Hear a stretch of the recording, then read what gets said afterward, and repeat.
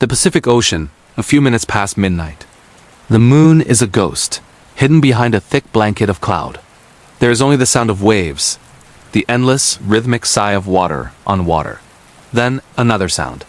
A low hiss like a giant serpent exhaling.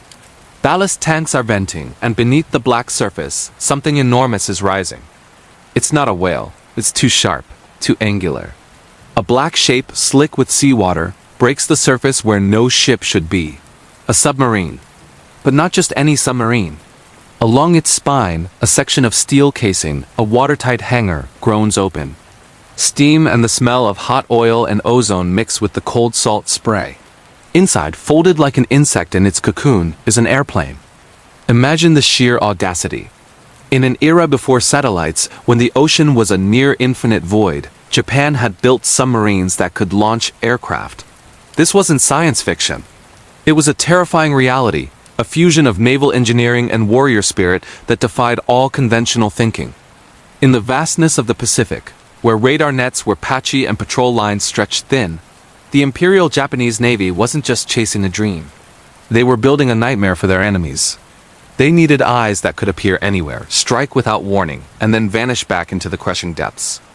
They needed a weapon that was as much about psychology as it was about strategy, a ghost that could haunt thousands of miles of coastline. This obsession with surprise and audacious engineering was deeply ingrained in their naval culture. While the world built bigger battleships and faster carriers, a handful of Japanese designers and strategists were working in absolute secrecy on these sentoku, or special type, submarines. They were creating underwater aircraft carriers. It started small, almost like a proof of concept. The B-1 series submarines, formidable long-range boats in their own right, were designed to carry a single tiny float plane, the Yokosuka E14Y, nicknamed the Glen by the Allies. It was a fragile-looking thing, a reconnaissance scout that had to be painstakingly assembled on the deck, often in rough seas and total darkness, before being catapulted into the sky. But it worked. These Glens became the unseen eyes of the fleet, scouting Pearl Harbor before the attack, flying over Sydney, and charting coastlines across the Indian Ocean. But the B-1 South were just the beginning. They were the seed of a much grander, more terrifying idea. Deep in the shipyards of Kure and Sasebo, something truly monstrous was taking shape, the I-400 class. These weren't just submarines carrying a plane. They were purpose-built underwater aircraft carriers, the largest submarines constructed anywhere in the world until the nuclear age. Each one was a Leviathan designed to carry 3 advanced Aichi M6A Seirans attack bombers, each capable of carrying a torpedo or an 800-kilogram bomb. The plan was as bold as the boats themselves, to surface off the coast of America, launch their attack wings, and strike at the very heart of the United States, the Panama Canal. This story isn't just about steel and schematics. It's about the men who made this impossible concept a reality. It's about pilots like Warrant Flying Officer Nobuo Fujita, the only man to ever bomb the continental United States from an aircraft launched by a submarine. It's about the submarine captains who commanded these steel behemoths, men who believed that a handful of planes launched from the abyss could genuinely alter the course of the war. They were a special breed, a mix of submariner and aviator, masters of 2 separate, unforgiving environments. Picture it, the pre-dawn gloom. A submarine's deck is awash with seawater. The crew, a blur of motion in the darkness, works with frantic, practiced precision. They have minutes, not hours, to unfold the wings, attach the floats, warm the engine, and load the pilot into the cockpit. Every sound is magnified, the clank of a wrench, a muttered command, the creak of the fuselage as it settles onto the catapult, and beneath it all, a new sound begins to build. A steady, rhythmic thrumming that vibrates through the hull. The screws of a destroyer, it's getting closer. The countdown to launch is now a race against discovery. The captain's voice is sharp, urgent. The pilot gives a thumbs up, his face barely visible behind his goggles. There's a deafening roar as the catapult fires and the small plane is hurled into the blackness, climbing desperately for altitude as its mothership prepares to dive, to disappear, leaving nothing behind but a ripple on the surface. From the deck of a submarine, an idea takes flight. This wasn't just any submarine. It was the B-1 class, a marvel of engineering designed for long-range patrols and uniquely aerial reconnaissance. The centerpiece of this concept was its deck hangar, a watertight tube integrated into the conning tower, just large enough to house a single disassembled aircraft. In front of it, a compressed air catapult sat ready, a 70-foot track pointed toward the horizon. The aircraft itself was the Yokosuka E14Y, nicknamed Glen by the Allies. It was a fragile-looking floatplane, but it was the key to this entire audacious strategy. Imagine the scene on the dark rolling seas. The submarine surfaces, its steel deck slick with ocean spray. The hangar door swings open and a crew, working with practiced urgency, begins to assemble the Glen. In the faint glow of deck lights, gloved hands unfold the fabric-covered wings, locking them into place with heavy pins. The two large floats are wheeled out and secured beneath the fuselage. A mechanic hand-cranks the propeller as the pilot climbs into the cramped two-man cockpit. The 9-cylinder radial engine coughs, sputters, and then roars to life, its sound swallowed by the vast emptiness of the ocean. The plane is hooked to the catapult's trolley. With a final check and a thumbs up, there's a violent hiss of compressed air. The Glen shoots down the track and is flung into the night sky. The mission profile was terrifyingly simple and brutally dangerous. The Glen had just one engine, a limited fuel supply, and basic navigation instruments. Its crew, a pilot and an observer, faced a vast, dark ocean with only the stars and a compass to guide them. Their task was to fly hundreds of miles, find their target, document it, and then somehow navigate back to a tiny, pre-arranged rendezvous point in the middle of nowhere. All before dawn forced their mothership to dive. Every minute the submarine spent on the surface was a minute it was vulnerable to enemy destroyers and patrol aircraft. Every sea landing was a gamble, requiring precise timing, calm seas, and a huge amount of luck. A clumsy landing could wreck the plane, and with it, the crew's only way home. Despite the risks, the strategic value was immense. These submarine-launched eyes could go where no other reconnaissance asset could. Months after the Pearl Harbor attack, a Glen skimmed low over the recovering American naval base, its observers sketching the progress of salvage and repair operations. Off the coast of Australia, night reconnaissance flights were launched near Sydney and Melbourne, gathering intelligence on harbor defenses and ship movements. In the Indian Ocean, Glen supported clandestine operations, scouting coastlines for landing spots and tracking Allied shipping lanes. For Japanese naval planners, this wasn't just a novelty. It was a potent new doctrine. They saw the potential to project power and gather critical intelligence thousands of miles from any friendly base. It was the ultimate asymmetric advantage. A single submarine, armed with a single plane, could shape the course of a major naval campaign. The operational ambition grew with each successful mission. Planners began looking at maps, their fingers tracing coastlines once thought impossibly distant. The concept was proven. The crews were seasoned. Now, they turned their attention eastward, toward the ultimate target. In his cockpit, a pilot unfolds a small map, taping it to his knee. The coastline depicted is not a remote Pacific island or a busy Asian port. It is the American mainland. The date is September 9, 1942. The time is just before dawn. In the cold, gray expanse of the North Pacific, the Japanese submarine I-25 surfaces, its steel hull slick with seawater. On its deck, Warrant Flying Officer Nobuo Fujita stands ready, the salty wind whipping at his flight suit. He is an aviator, but his airfield is this cramped, rolling strip of metal, thousands of miles from home. He checks his watch, his mind a swirl of complex calculations and simple superstitions. Tucked inside his uniform is an omamori, a small brocade talisman from his local shrine, a silent prayer for protection. His orders are clear, and they weigh on him. He is to fly over the American mainland and set its vast forests ablaze. His aircraft, a small Yokosuka E14Y floatplane nicknamed Glen, is unfolded from its watertight hangar on the submarine's deck. It's a delicate, almost absurd operation in the choppy seas. The crew works with practiced urgency, assembling the wings and floats under the dim pre-dawn light. Fujita climbs into the cockpit. The launch is harrowing. The catapult fires and the Glen is flung into the air. The engine sputters, catches, and then roars to life. Below him, the I-25 is a rapidly shrinking silhouette. His fuel is barely enough for the round trip. A fickle headwind pushes against him, burning precious gasoline with every passing second. For what feels like an eternity, there is only the gray ocean and the gray sky. Then, a dark line emerges from the morning fog, the coast of Oregon, the American continent. Flying low over the unfamiliar landscape, Fujita is struck by the sheer, uninterrupted sea of green. Endless Douglas firs and towering pines stretch to the horizon, a world away from the war-torn landscapes of Asia.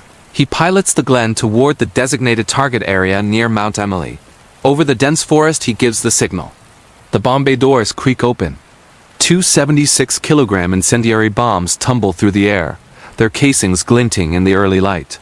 They disappear into the canopy of trees. Fujita circles, watching. For a moment, he sees it. A bloom of orange, a flicker of fire against the green. But the forest is damp, soaked from recent rains. The flames struggle, sputter, and are swallowed by the wet undergrowth. The fire doesn't spread. An eerie silence fills his cockpit, broken only by the drone of his engine. The primary mission to start a massive forest fire has failed.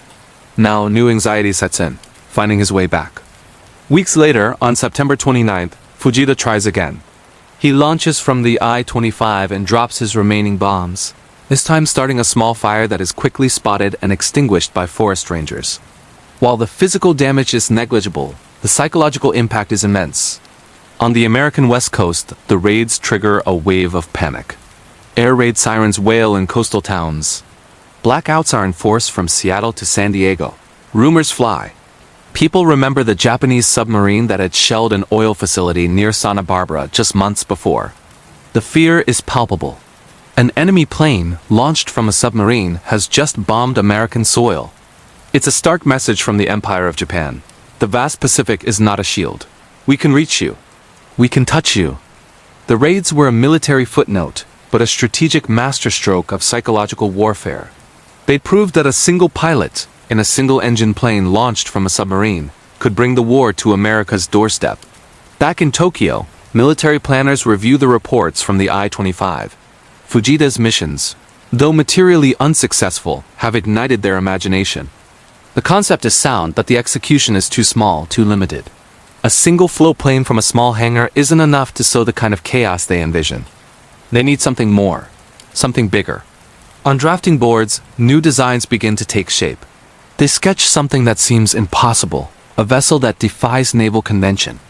They begin to design a submarine so massive it could carry not one, but an entire squadron of attack bombers. They are designing a monster. In the darkest depths of the Pacific, a new predator was stirring. Not a beast of flesh and blood, but of steel and ambition. These were the Leviathans of the Imperial Japanese Navy, the I-400 class submarines. Imagine a vessel so colossal it dwarfed every other submarine built during World War II. These weren't just submersibles. They were underwater aircraft carriers, stretching over 400 feet long. Their double-hulled design gave them the endurance to circumnavigate the globe 1.5 times without refueling. Their true purpose, however, lay sealed within a massive, pressurized, cylindrical hangar built directly into the hull.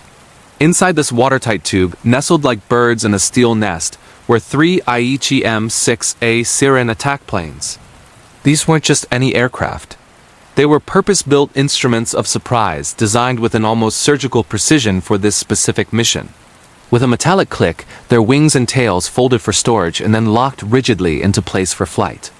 On the forward deck, a powerful catapult stood ready, designed to fling this deadly strike package over the horizon. The entire concept was breathtaking in its audacity. Surface, launch a coordinated air attack from an unexpected vector, and then vanish beneath the waves before the enemy even knew what hit them. To perfect this radical new form of warfare, elite crews trained in absolute secrecy.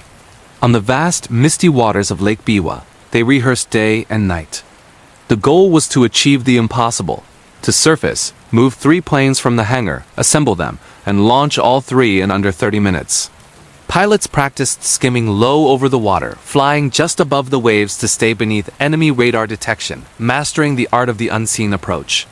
The initial target was a strategic artery that was vital to the Allied war effort, the Panama Canal.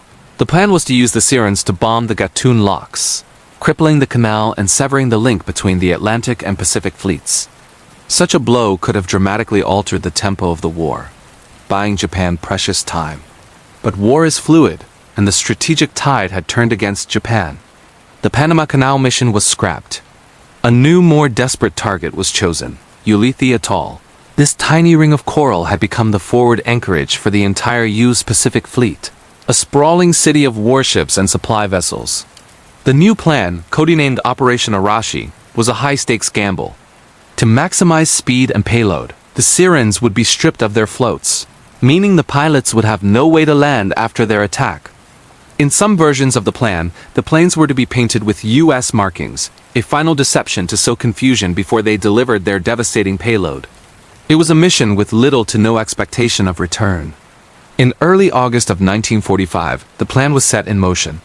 Two of these steel giants, the I-400 and I-401, slipped out of Japan and began their silent, perilous journey toward Ulithi.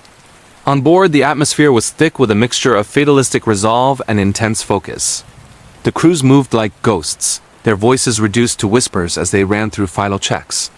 Deep within the submarines, engines were test-run, the low thrum a promise of the power held in reserve. In the forward torpedo rooms, men carefully armed the bombs destined for the Seirans. The submarines navigated through stormy seas and past enemy patrols, inching ever closer to their launch point. The date was set. The attack was imminent. Imagine the scene. The submarine surfaces in the dead of night, the deck slick with ocean spray. The hangar door groans open, revealing the folded wings of the first Seiran. The crew, a perfectly drilled machine, begins the frantic, whispered ballet of assembly. The pilot climbs into the cockpit, his heart pounding a rhythm against the roar of the ocean. The plane is moved onto the catapult, its engines sputtering to life. Every soul on that submarine holds their breath, caught in the crushing weight of the moment, waiting for the signal to unleash havoc. Just as the catapult officer raises his hand, a sharp crackle breaks the tension. A coded message from Tokyo is being frantically deciphered, an order that will change everything. Imagine the silence. On the bridge of the I-400, a single radio message crackles through the air, carrying the voice of an emperor and a word no one expected to hear: surrender. For the men of the 6th Fleet, trained for a one-way mission, this wasn't victory or defeat. It was a profound, disorienting quiet. The war was over. What happens when a suicide mission is cancelled? The crew, a mix of elite pilots and submariners, began the surreal task of disarming their own purpose. The intricate Seiran bombers, their wings folded like resting birds, were wheeled back out onto the deck, but not to fly. One by one they were pushed over the side, plunging into the Pacific, their secret mission sinking with them. Bombs were safed. Classified gear was smashed and thrown overboard. Logbooks were sealed. Every trace of their audacious plan was methodically erased. Then, the I-400s and their sister submarines surfaced, not to launch an attack, but to hoist white flags. The faces of the crew were a complex mask of relief, shame, and sheer, bone-deep exhaustion. As American boarding parties came alongside, their astonishment was palpable. What they found wasn't just a submarine. It was a secret underwater aircraft carrier, a technological marvel far beyond anything they had imagined. The Americans, stunned by the sheer scale and sophistication of these Sentoku-class subs, knew they had captured something extraordinary. The I-400 South were taken to Pearl Harbor, studied in intense secrecy by U.S. naval engineers. But as a new, colder war began to cast its long shadow, this incredible technology couldn't be allowed to fall into the wrong hands. So in a final secret act, the Leviathans were towed out to deep water off the coast of Hawaii and scuttled, sent to their final resting place on the ocean floor, their secrets guarded by the abyss. For decades, they were the stuff of legend. But the story doesn't end in the deep. Years later, marine archaeologists, guided by wartime records, rediscovered these sunken giants, confirming the truth of their incredible design. And the human thread? It found its own remarkable conclusion. The pilot Nobuo Fujita, who had flown the only Axis air raid on the continental U.S., launched from a submarine, returned to the small town of Brookings, Oregon, that he had once bombed. He didn't come as a warrior, but as a penitent. He offered the town his family's 400-year-old samurai sword, not as a weapon, but as a symbol of apology and peace. The town accepted, and the bond of reconciliation replaced the old scars of war. The I-400s were a testament to the extremes of human ingenuity and desperation. They were born from a nation's will to fight on, a fusion of technology and strategy that created bombers that flew from the sea. They were a weapon that, had it been unleashed just weeks earlier, might have changed the headlines but not the outcome of the war. They remain one of history's most fascinating what-ifs, a silent fleet that represents both the pinnacle of wartime, innovation and its ultimate futility. These are the kinds of untold stories we love to explore, the quiet, astonishing innovations that almost bent the course of history, and the incredible people who lived them. If you found this story as fascinating as we did, make sure you subscribe and hit that notification bell. We have so many more chapters of hidden history to share with you. Thanks for watching, and we'll see you in the next one.